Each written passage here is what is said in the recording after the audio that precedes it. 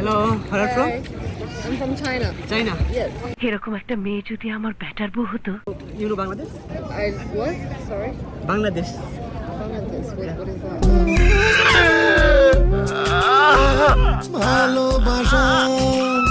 Okay, hello Bangladesh. You say hello Bangladesh.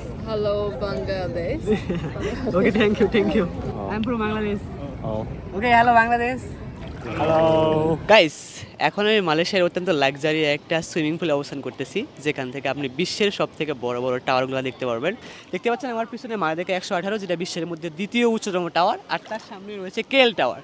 এই সাইডে রয়েছে হচ্ছে টিআরএক্স টাওয়ার, আর তার এই পাশে রয়েছে হচ্ছে পেট্রোনাস টুইন টাওয়ার।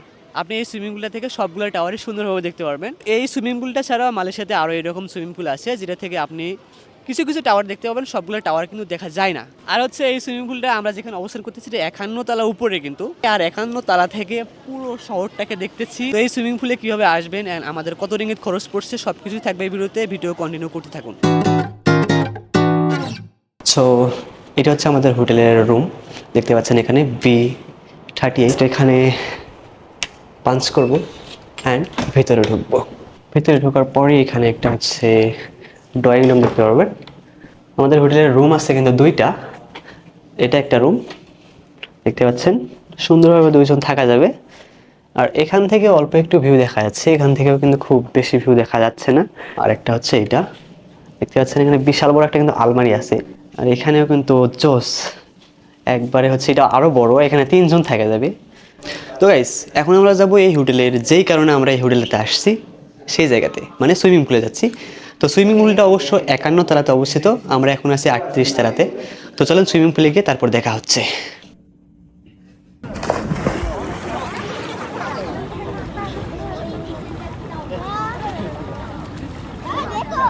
অবশ্যই জার্সি কাপড় পরে আসবেন, তাহলে এখানে নামতে পারবেন। না হলে এই যে দেখতে পাচ্ছেন আমার পিছনে যে ছেলেগুলো আছে এগুলো সব খালি গায়ে করে দিছে। আমিও খালি গায়ে, আমার তো বডি নেই, তারপরেও খালি গায়ে ভিডিও করতেছি। আর মেয়ে যারা আছে তাদের কোনো সমস্যা নেই, তারা হচ্ছে শর্ট কাপড় পরে এখানে সবাই সুইমিং করতে পারবে। সুইমিং পুলে আসার হচ্ছে টাইমটা দেখতে পারেন আপনারা।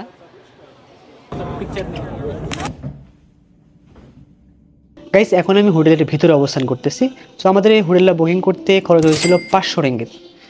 আমরা 4 জন ছিলাম, 2টা রুম, 2টা বেডরুম, একটা হচ্ছে ডাইনিং রুম আছে। তো সব মিলে 500 রিঙ্গিত পড়ছিল খরচ। 2 জন কিন্তু এখানে সুন্দরভাবে থাকা যাবে, আর একটা রুমে আরও 2 জন থাকা যাবে সেম এইভাবে। এসি আছে, টিভি আছে, একদম সব কিছুই আছে। তো হোটেলটা বুকিং করার জন্য আমাদের আগে থেকে পেমেন্ট করা লাগছিল, ফুল পেমেন্ট।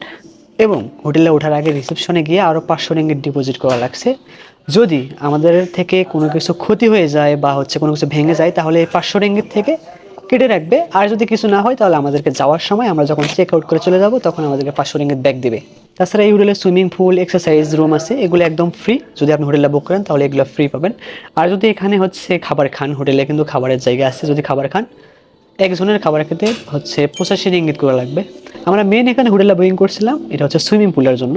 এখান থেকে ভালো একটা ভিউ দেখা যায় আর সবগুলো টাওয়ার দেখা যায় এই জন্য। আর হচ্ছে আমাদেরকে আরও একটা এরকম কার্ড দেওয়া হয়েছে, এটা হচ্ছে আমাদের রুমে হচ্ছে ঢোকার জন্য চাবি হিসাবে ব্যবহার করতে পারবো। আর লিফটে আমাদের ফ্লোরে আসার জন্য এই কার্ডটা ইউজ করা লাগে।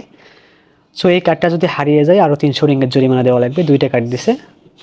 সো দেখতেই পাচ্ছেন কতটা হচ্ছে ভিআইপি সিস্টেম। আপনারা হচ্ছে এই হোটেলগুলো বুকিং করতে চান তাহলে মালয়েশিয়াতে পাবলিক হলিডে ছাড়া বুকিং করবেন, মানে হচ্ছে নর্মাল ডে যেগুলো আছে এগুলোতে বুকিং করলে অনেক কম টাকায় পাবেন। আর যদি হচ্ছে পাবলিক হলিডেগুলোতে বুকিং করেন তাহলে কিন্তু অনেক টাকা খরচ করতে হবে। আমরা হোটেলটা বুকিং করছিলাম 500 রিঙ্গিত দিয়ে, যদি আমরা পাবলিক হলিডে বুকিং করতাম। যেমন আমি এটা হচ্ছে 31st নাইটের দিনে বুকিং করতে চাইছিলাম, তখন 500 টাকার সেম হোটেলটাই আমার কাছে চাইছিল 1200 রিঙ্গিত। মানে এরকম পাবলিক হলিডে বা সানডেগুলোতে অনেক দাম বেড়ে যায়। সো আপনারা চেষ্টা করবেন নর্মাল ডেগুলোতে আসার জন্য, তাহলে অনেক ভিড় কম পাবেন। এখানে দেখতে পাচ্ছেন মানুষজনের একটু ভিড় নাই, কিন্তু বেশি ভিড় নাই। A few moments later. 会抖。我调一下，你开吗？稳住，不要动。谁不知道啊？啊？你没拍到。গাইস এখন হচ্ছে রাত 8টা বাজে, আর কুয়ালালামপুর শহরটা দেখেন এখান থেকে। পেট্রোনাস টুইন টাওয়ারটা দেখতে পাচ্ছেন কত সুন্দর দেখা যাচ্ছে, আর পুরো রাতের ভিউটা এখান থেকে দেখা যাচ্ছে। This my friend. Hello everyone. সব থেকে বেশি ভালো লাগতেছে টুইন টাওয়ারকে। গাইস সেই সুইমিং পুলে নামছি 7টার দিকে, এখন বাজে 10টা, রাত 10টা। সো এখনও সুইমিং পুল থেকে উঠি নাই, দেখতে পাচ্ছেন শহরটা একটু আপনারা দেখেন। আর আমি রীতিমতো কাঁপতেছি, কি আমরা এস্টাবলিশ করতে পারতেছি না। এদিকে টাওয়ারগুলো দেখেন, মার দেখে 118টা দেখেন কত সুন্দর কালার। আইকেএল টাওয়ার, পিছনে টিআরএক্স।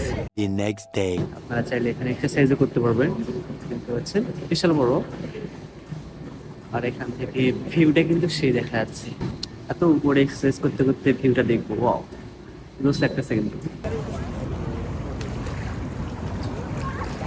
এখানে হচ্ছে ছেলেদের থেকে মেয়েদের সংখ্যা বেশি, যেদিকে তাকাবো শুধু আস্তাগফিরুল্লাহ আস্তাগফিরুল্লাহ।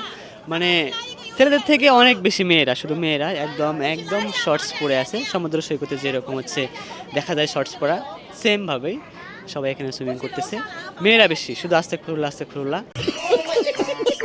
সো আমরা এখন এখান থেকে চলে যাব সুইমিং পুল থেকে। এখন আমরা হোটেলে যাবো, অ্যান্ড হোটেলে গিয়ে চেক আউট করবো।